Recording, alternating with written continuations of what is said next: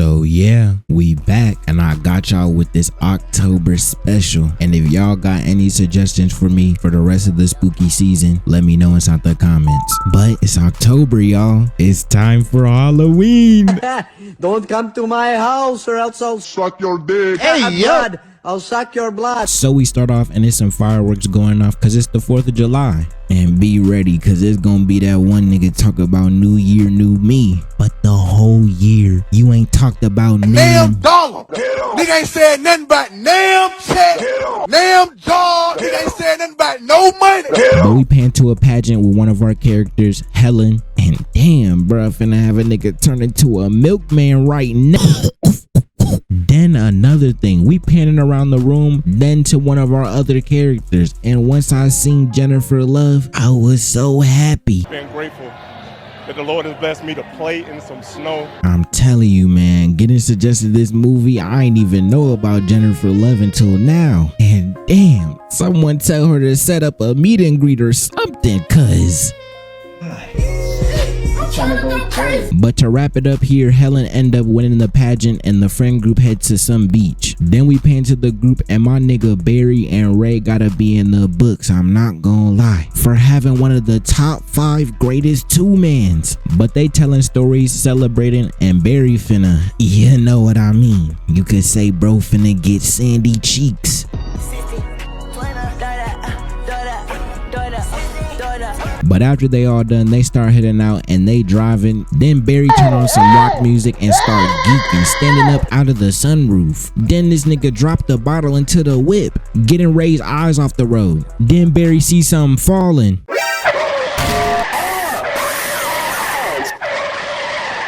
But the group get out the whip to check out what they just hit. And Barry over here worried about his car when he has whatever they just hit blood on him. But Julie see a boot and they gotta make sure they don't get hit with a Rico case. So they grab some flashlights and go see what they hit. And they didn't hit a whole man. But the group telling Ray to go see if he alive. And how do I tell you that bro is far from dead? They can't even tell who he is from his face. It's all types of messed up. Looking like that nigga Mark from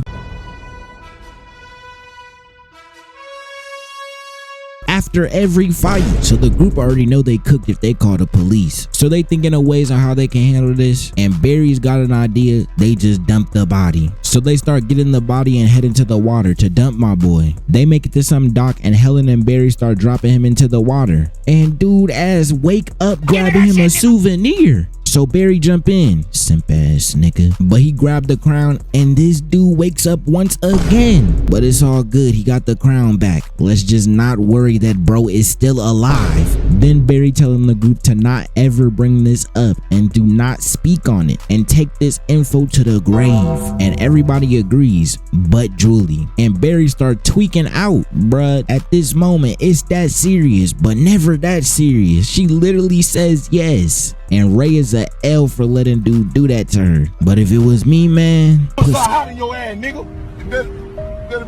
then after that, here come this nigga Ray talking about some. It'll be okay. Look at your neighbors. They know you frauding. I'm frauding. OG.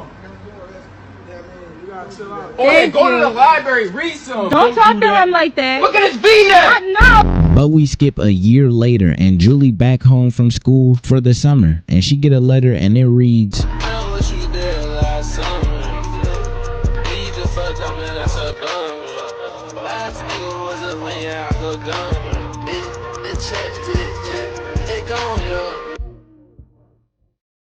but now it's the next day and Julie going to go talk with Helen about the letter. Then Helen suggests that they just go see Barry. So now they chatting with bro and he do not care. Bro is over here roasting them. Yeah, I'll say. You know what? You guys should check out a mirror once in a while. You two look like shit run over twice. But Julie said the name of the dude that they murked and come to find out the cops have found bro's body.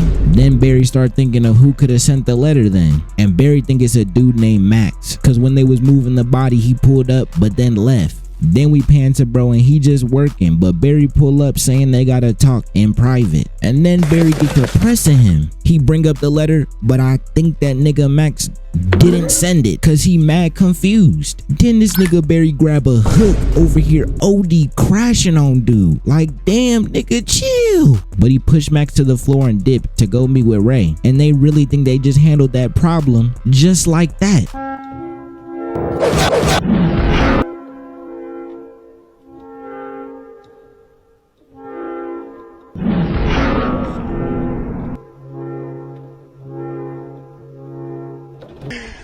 But anywho, now he with that boy Barry and you know he getting a little working at the gym. And surprisingly he got them mugs. Nigga just casually throwing spinning kicks. And man, all I know, whoever slimed out Max, Barry better whoop on dude. Leave me alone!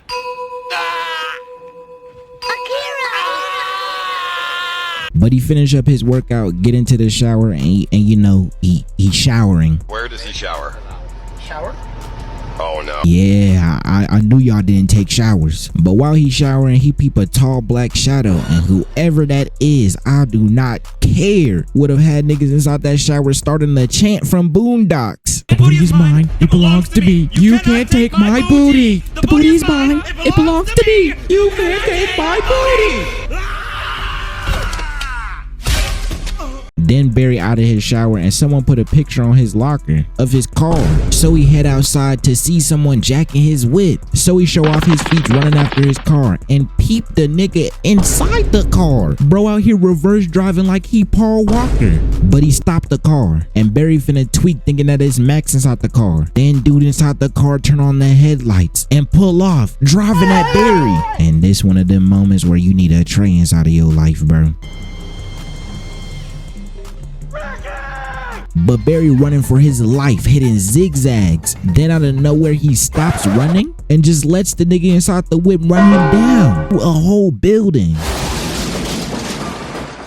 Got Barry screaming for help like he didn't bring this upon himself. But then finally we see our killer and he all blacked out inside of a fisherman's fit. Then he up his hook. Then we in the hospital and the group is just arguing. Then the girls come up with a plan that they need to find out who the fisherman is. So they decide to just have a regular convo with bro. He just killed a random dude and also almost slimed out your mans. So we skip to Helen and Julie and they have found out where the person they killed sister live. So they make it there, knocking on the door, and ain't nobody answer. So time to head out. Even Helen think, well, it was a good try. It's a great idea. But no, it's a dude trying to kill us. Let's just keep exploring possibly his relative's crib.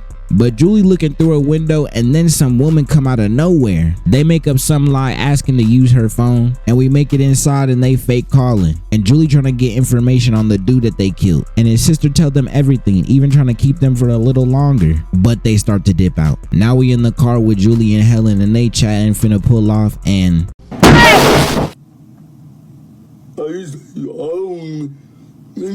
God damn, she can't be coming up on people like that over some cigarettes. But Julie say they got the car running and gotta go. And now it's the next day and Julie getting a call from Helen and something didn't happen. Cause she go from upstairs to downstairs real quick. But she driving and hearing a crawling noise. But it's just a hat. But she stopped the car and go to check, moving overly scared. Then she opened the trunk and... it's the dude that they killed in the back with crabs on him. But she panicking and don't know what to do and almost get hit by a car. And she closed the trunk and head to Helen's house. On feet. Put her on the track team, by the way. Now we back at the whip and she told Barry and Helen what she saw. And Barry go to open the trunk and there's no one there. She get to tweaking saying she swear he was there. He was there, god damn it. Then get to saying they can't go to the police. Police? Nigga, that's what y'all need right now. Then she get to really start tweaking in the middle of the street. Like, What are you waiting for? Pipe down, bitch. Pipe down. so Helen, Barry, and Julie get Ray to the crib. And they trying to make up a plan to stop the fisherman dude. And Ray over here. I'm not going anywhere. Listen to yourselves. You sound like a bunch of vigilantes. Come on, Julie.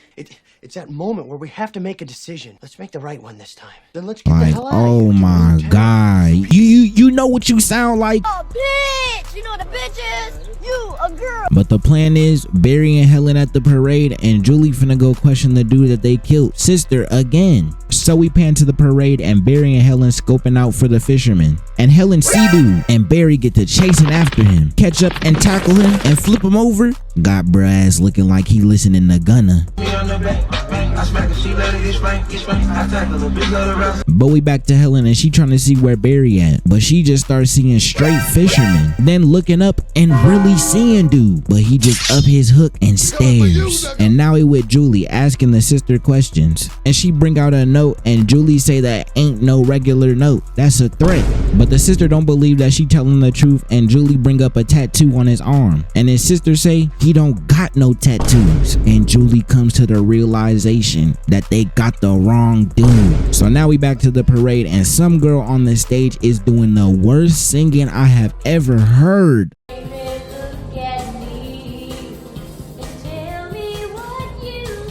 I feel like I'm on 1 HP. My health blinking right now. Like, he's a 1 of 1. I have never heard anything like this. Like, this shit is awful. But Helen also peeped that old girl is garbage too. Then look up at Barry and see the fisherman, and that nigga get took. Then we pan to bro getting sent, and the fisherman start going to town while everybody is holding Helen back. But she tell the officer they need to go up there and check it out. And how do I tell you that bro has already been slimed out? But the cop checked way too quick, leaving the spot Barry in unchecked. But now Helen getting drove home by the cop, and while they driving, someone checking out a problem with their car. The cop get out to go help them, leaving Helen in the back, and he walk up and it's the fisherman. So Helen get to screaming. Stupid ass cop turn around and look back, catching a hook to the gut, and Helen just start making her escape. And by the way, she gotta be inside the worst predicament ever. But she kicked the window out and get up out of there, heading to her family shop, banging on the door, telling her sister to hurry up. And she is taking her sweet time, walking hella slow to the door, forgot the keys to the door, and walking hella slow back.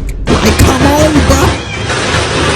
But she make it inside and call the police, with her sister going to the back to lock the other door. Then she turn around and bro, she gotta think that this is a game or something. No scream, no flinch, no none of that. But then he upped that hook, and I think Helen peeped that she's the last one standing, literally.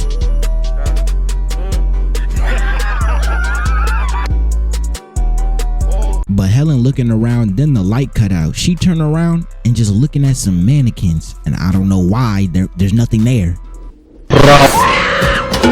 And this nigga Five Nights at Freddy's jump scare tackling Helen, but she run getting up out of there, trying to get the back door unlocked. Then she see her sis slimed out, getting onto the manual elevator her family shop got, and she make her way to the top floor, and the fisherman do as well, and he closing in on her, and the only way out is if she jump from the top floor. So she does, jumping from the top rope like she but she get up and start running through an alleyway, and she see the 4th of July parade is near her and head to it, and she about to make it to the end of the alleyway, and she look and turn back for some reason, then turn back around.